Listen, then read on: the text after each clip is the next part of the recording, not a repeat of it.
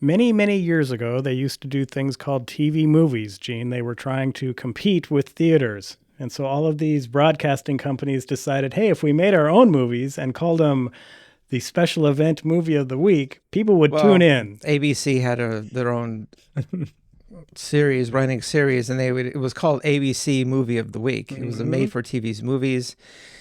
And I remember as a kid, I watched these. I watched these all Yep. the time. And then there was on other networks, there was these after school specials and they would show movies there. I'd watch those. Yeah. Yeah. Yep. So And it's broadcast TV was a different genre then. It was the only way to watch. Like if you want to watch a movie or at home, that was it. yeah, it was You know, three channels, three right? channels. ABC, Yeah. NBC, Well, CBS. maybe four if you with the independent one. Right. I grew up in Denver, Colorado. Channel 2, the independent network. So they showed like actually 10 o'clock Monday through Friday. They'd show the classic Star Trek episodes. So that's how I got really hooked on Star Trek. Of And course.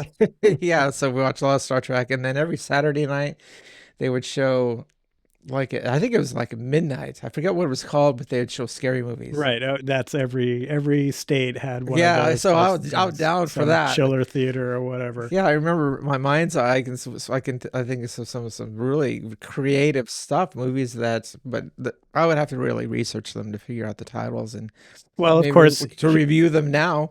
here in Alaska, we had chiller theater with Eddie P. I have no idea what that was. Like I Yeah, grew up in yeah, Colorado. yeah. So, but anyway, one of the beauties of all these TV movies, and there was thousands of them in the 60s and 70s, is 73. there was a lot of horror ones. And we're talking about Don't Be Afraid of the Dark today. We have the ancient DVD here of this thing. Came out in 1973, and caused a little bit of terror for young people. But some of the other examples of these horror TV movies are Killdozer that we mentioned briefly last You week, mentioned a lot, yeah. Gargoyles, I remember Gargoyles. yeah, Satan's School for Girls. Did you see that one with No. Kate Jackson? She's going to school, and then in the basement of the school is this big Satan coven. No, Yeah. I would So, remember that. anyway. Somehow I missed that one. Let's get right in. Gene, where are you at with Don't Be Afraid of the Dark? Don't Be Afraid of the Dark. Yeah, made for TV movie made by Lorimer Productions. They were a made for TV outfit in Hollywood. They produced other TV shows that you may know. Some of the big ones were Dallas. Who shot JR, that whole thing. Of course, we show our age here. 8 is Enough, The Waltons, if you go way back. But this show was broadcast originally on October 10th, 1973, so we're going way back. And so I was thinking, like, did I watch this thing? Because I would have been, like, right in my wheelhouse, like, watching TV, like the ABC movie of the week. But I don't remember, actually. I think it would have stuck with me if I watched it. That's why we're doing the episode today. Yeah. But I watched, researching this thing, there's a lot of comments about this movie, and a lot of the comments have a similar theme. It's like, oh, I watched this as a kid and it scared the pants off of me. My parents forbade me from watching this thing. Yeah, it gave me nightmares, blah, blah, blah, like that. Yeah, I could see how it could really, like, scare a kid, And so this movie has kind of a lot going for it. Surprisingly, for a made-for-TV movie, it's completely unrated. But I will have to say is that all these TV-made movies, the one that kind of stands out in my mind, I'm going to go digress a little bit here. Although it was an NBC movie and it showed on October 30th, 1978, was this movie called The Summer of My German Soldier. Did you ever see that? I didn't see that one. Yeah, Christy McNichol, she's a young Jewish girl, and she befriends this escaped German soldier, because during World War II, the Americans captured hundreds of thousands of German soldiers. Like when the Africa Corps was demolished, that's 150,000 German soldiers captured, boom, just like that. So a lot of them were sent to America and camps were built up. A lot of them were in rural America, and then they worked in the farms. And like I grew up in Colorado, and there were these huge German camps where the soldiers were kept in rural Colorado, and they just worked the farms, and they worked in areas where my grandmother lived, and where later on, of course, that I lived. So it's, I don't know, it's a little bit of a connection, I think. And so, but Christy McNichol, she's a Jewish girl. She befriends this German soldier who managed to escape from this camp, and she hides him and she feeds him, and he ends up eventually getting shot. And then she's Mhm. kind of banished by her community because she's a Jewish girl befriending a German. Like, what the heck's wrong with you? So I don't know. So I guess I'd talk about that because a lot of these made-for-TV movies actually they don't suck. Oh, You no, know, no doubt about that. I mean, they tackled themes just and big, things in huge a lot of themes. stuff Yeah, where, yeah, you didn't normally see on maybe a theatrical released film. But let's get back yeah. Back to to the Don't Be movie. Afraid of the Yeah, Dark. but don't be afraid of the dark. A lot of the themes are is that in 1973, our society was much more patriarchal, and I think that even today, I mean, there's a trend to not really believe women. A woman can say that they're experiencing some things, but they're dismissible. It's like, Mm. oh, you don't really mean that. Something's wrong with you. And this was happens here is a Kim Darby, and this movie's Kim Darby, Yep. and famous from the original True Grit Well, with and of John Wayne. course, you mentioned earlier Star Trek. Yes, yes, and she was in Star Trek, Mary. Mary. And I could digress again because Kim Darby's in this one. She was in season 1, episode 8 of Star Trek Mary. But then Barbara Anderson, who is Kim Darby's friend in this movie, she was also in Star Trek season 1, episode 13, The Conscience of the King. So that's always great when you see people that were in Star Trek. But this movie, it's like it's a like a remade version of a castle keep, where the idea is that there's a structure. Castles usually are designed to medieval structures designed to keep people out, right? However, the idea with Castle Keep is that there's a castle and it's designed such that it has to keep something in. Keeps it. That's why it's so strong. It has to keep something in. And this they buy this Kim Darby's character Sally, which I loved Sally. Whenever I hear Sally in horror movies, I just think of Texas Chainsaw Massacre. Yeah. Uh-huh. So so Sally and her husband is this rich lawyer. They buy this big mansion. It was actually a real mansion in California. But Well, hang on. They didn't buy it. It was Sally's oh grandmother's yeah, yeah. It house. was it Yeah. was it was given. Yeah, So it's got yeah. this historical connection to the Right, family. right. And they're doing lots of renovations, and there's this old caretaker there, and yeah, William Demarest, of all people. yeah. And then there's this like fireplace. It's in a weird place. It's like in the basement or something. You actually have to go downstairs. But it's been totally bricked over and it's been bolted over. The ash chute's been bolted over. And she's like, "What? We can refurbish this. Come on, Mhm. let's open this thing up." And he's like, "No." And his famous line, he keeps saying it over and over and over, is "Some things are better left as they are." He says it like 20 times this movie. Of course, because he knows he's the caretaker for this building for a long time, and he knows this castle keep things that this something's in there, and these barricades need to stay there to keep Mhm. those things in. But you can't just tell the new owner, Hey, there's these Sally, and creatures in yeah, there are there. creatures there. And so as the movie goes along, again, not to reveal plot, but these creatures like are this tall, I guess. They're little guys, They're yeah. little guys, yeah, and they do a lot of. I got to give credit to this movie. They use a lot of forced perspective, kind of like in Lord of the Rings, just to make them look small, and so use Mhm. huge oversized sets. Yep. Yeah, and so they pull it off, and it's believable.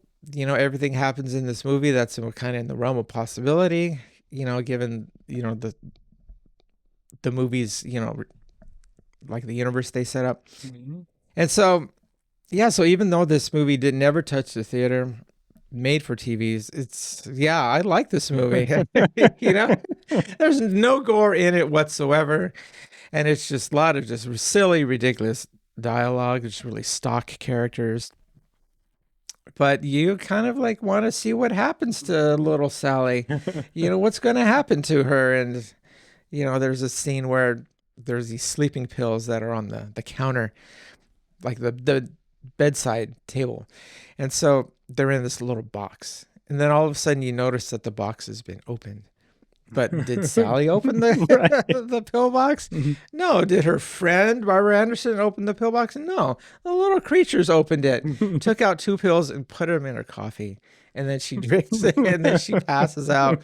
Kind of sets up the climactic scene where the creatures they end up yeah, let's just say that Sally disappears and we never see her again. So yeah, this movie's pretty good. The hardest thing about it would be finding this thing. I had to dig for it. I found it Yeah, on I YouTube. have the ancient DVD here, so Yeah. I have it. Yeah, I found it on YouTube. And I guess I didn't know this about YouTube, but you can rent movies on YouTube. And so that's what I did. I just rented it. I mean, it's like $3, whatever. Yeah, and So not a bad print on YouTube because yeah, I it's not did take a bad. So look at that. I would totally recommend. Don't Be Afraid of the Dark, 1973. It's a 2011 remake, which I guess I don't know. I didn't see the Well, and remake. I think that Did you see the remake? the big difference, no, I didn't because to me some movies just don't need to be remade and Like this one. this one probably is that. But the beauty of Don't Be Afraid of the Dark is the 1973 version is it's only 70 minutes long. So Pretty short. you're not wasting a lot of time getting to the thing. The remake, oh, it's like 98 minutes long. So I know, even though the end of the remake, I'm sure, is the exact same as this one, we're spending a lot more time unnecessarily, probably. I will check out the remake just to see, because I was It would thinking be of doing interesting, that. yeah. But the other thing I would like to say about this movie is I'm not sure why they called it Don't Be Afraid of the Dark. It should have been Be Afraid of the Dark because the little creatures don't like the light. Of course, because they live in the darkness, Yeah. and so when you shine a flashlight or when any kind of light hits them, they They're all just like, scurry. yeah. And then again, they're like this big. Yeah. They have little pointy heads. Well, and I Yeah. love the bathroom sequence. At one point, Kim Darby's in taking a shower, and it's this, immaculate bathroom, a large bathroom, and there's like this closet door, and it opens, and then they're putting a coat hanger out there to turn the light off and Right, stuff, and right. They turn the light off. and then one of them's got this razor blade. He's gonna go get her, and they're talking amongst themselves. Oh, we want to get her. Oh, don't. Get her. No, we're gonna get her tomorrow. Yeah. This. But she notices motion, and then she peeks through the shower, and she kind of sees them, and they scurry off. But I guess they've lived in this house forever, Yeah. right? And so there's all kinds of ways for them to access like all the rooms. Yeah, once she opens that fireplace up, it's all over as far because they can get all around in that house. Yeah, No because she problem. opens up the ash chute. There's a crescent wrench appears in this movie quite a bit, but then the little creatures, you could hear them talking. Of course, they speak English, and they're like, "She let us out. We're free. We're free. She let us free." And for some reason, they target her. We've got to get her. Well, and Yeah. that's the interesting part is because the very first sequence of the film is those creatures talking amongst themselves, Right. Right. waiting for Sally to show up and let them free. She's going to let us free. And so I love the indecipherable nature of what the purpose of these little guys is, because Right. do they just really sit there waiting for somebody to come get them? Because then at the end they're apparently have boarded themselves back into that thing going, yeah, we're waiting for the next person to set us free again. What the hell are they talking about? Well, they do. They in their little thing language, they talk about they want to drag somebody down with them, and they want to turn the person into one of them. Right. So there are three of them. So maybe after they drag Sally down into them, I guess through the ash chute, there'll be four. Yeah. So, But then do they board themselves back up waiting for the next person to move into the house? What's the deal there? and you could kind of tell this is a made-for-TV movie because you can see the commercial breaks. It's like, oh, Yes. there was a commercial break right here. Yeah. And so you can see it's like Roger loves movies with short run times. This movie actually could have benefited from another 15 minutes of exposition. Is like after they drag Sally through the what happens then, because the movie just suddenly just stops right there. And so we never know what happens to Sally. Is she recovered? Does she become one of the little creatures? Does Well, she die? no, we do know because she's voiceovering at the end. Oh, okay. Really? Did I you missed not? that, but I Did you? didn't miss it. Yeah. So she is now one of them, Yeah, and 'cause they she is wanna- now saying, "Yeah, we're waiting for the next person to set us free. It won't be too long. And Yeah, it's so they like, succeeded in yeah. converting her to them. And it's like, what are they talking about though? Because they're already free. So why do they have to wait for another person now? That was my Well, thing there. It's like, I it's would weird. say that because at the very end, the husband meets with the old caretaker and he forces a confession out of him. And then he tells, because the old caretaker was actually confronted by these three creatures years ago, I guess, and they kind of almost tried to kill him, but he managed to escape. And so he knows of these creatures. But you can't just tell people, oh, there are three little creatures living there. What? Then Well, lock you up. he's complicit somehow because he's apparently got a deal with them because the whole point when they're mad at him is, oh, you told, we know you told. And he's like, I didn't tell anyone. I didn't tell Yeah, anyone. well, So they've got some sort of deal going on I there think he was saying that. He said that just because to save his life because he didn't want to get killed by these little things that are this big.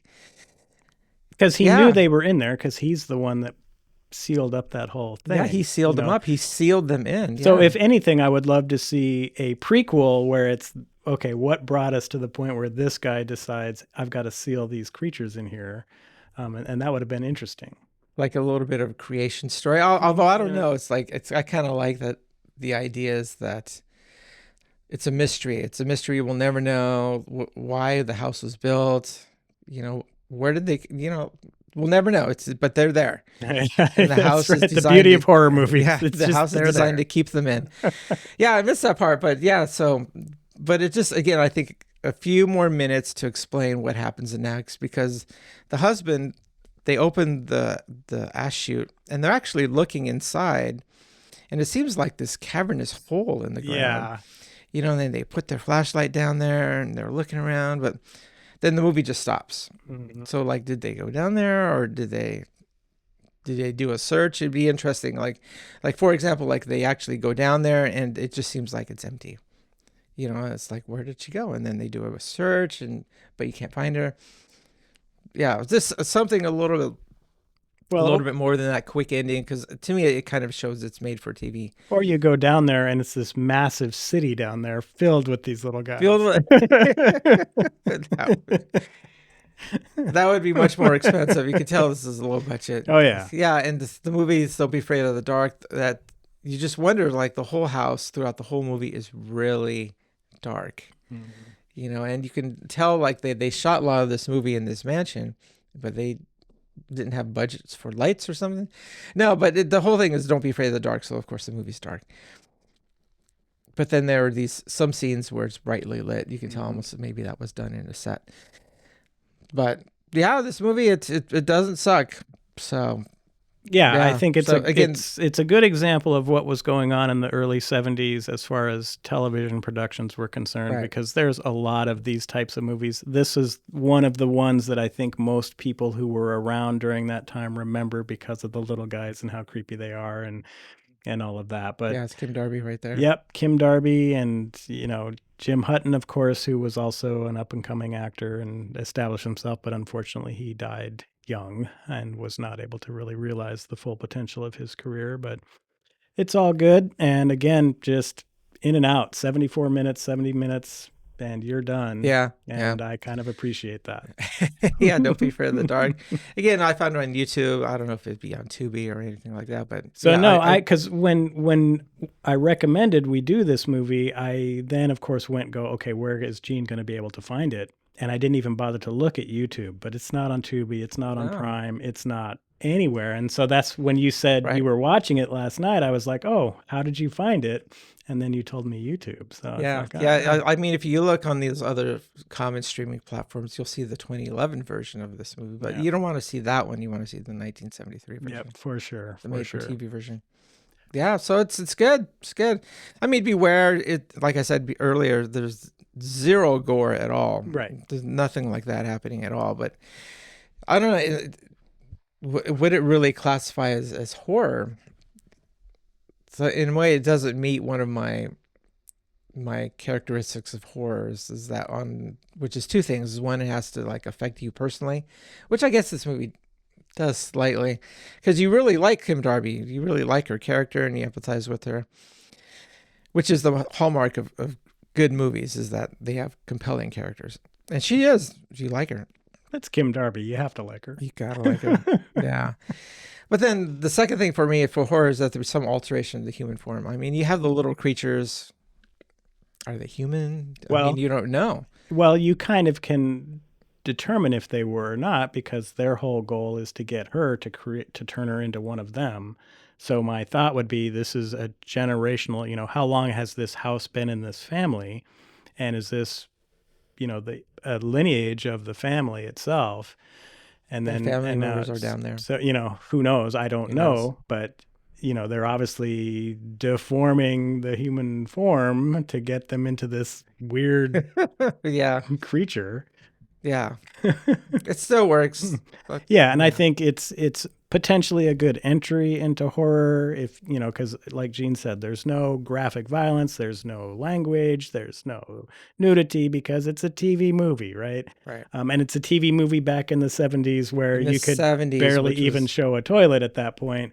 And yeah, I so, think we're barely you beyond know, where beds had to. You couldn't show right, a yeah. king size bed. You had if there was a shot in her bedroom, it had to show separate beds. Right.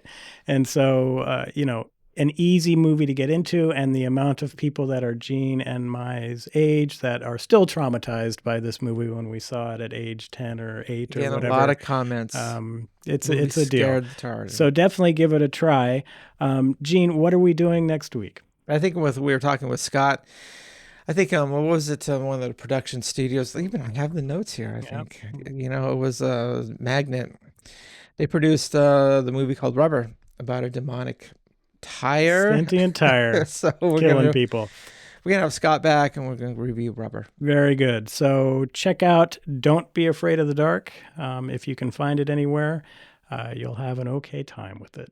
You have okay, yeah, yeah. Great. Thanks for tuning in. We'll see you next week. Bye bye. Bye.